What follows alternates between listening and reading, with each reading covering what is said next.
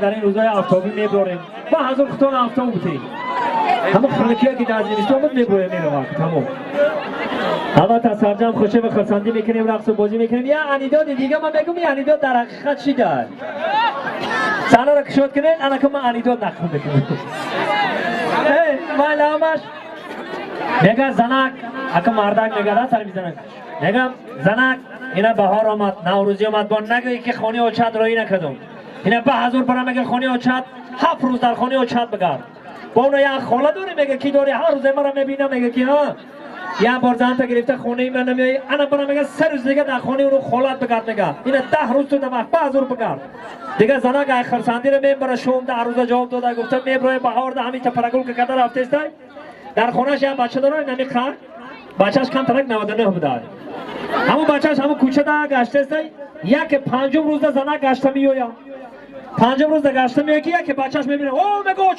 چومدی بیا میگه او چا میگه تو نبودی میگه او تا ماه اونو همسایه قشو زنا که گرفت دختر گرفت خونه مونو واکی اوار میگه یا دختر هین همسایه قشو گرفت خونه مونو بچی کو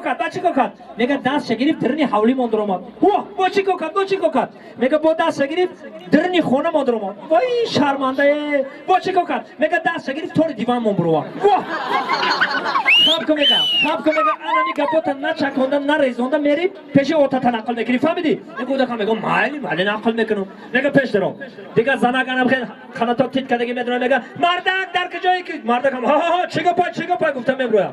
چیگا بشید زنک میگه من تو را 10 روزه جواب دادم تو 5 روزه گشت آمدی ها میگه مرا خانه و چم رای میکنی و خودت دیگه ده هند دخترای یاش خودت چیگا پای میگه ای گا پای کجا برآمد با میگه بچه جان نقل کو تا نقل که چیکار کرد اوتا میگه اوتا ما نام سو یک شغل دختر گرفت در حوالی مونوار انا بچی کو کرد نقل که بچی کو میگه دست گرفت در خونه مندروار انا با نقل کنه چیکار نقل کو میگه دست گرفت توری دیوان مبروار نه بچی کو کرد میگه او چه بیزار کردی چیکار کرد خودت قطعی مرده که همسایه چیکار میکنی اوتا مامانم خیلی کرد البته هر گپی میگیم که شوخی کردگاه میزنیم این یک انیدو دای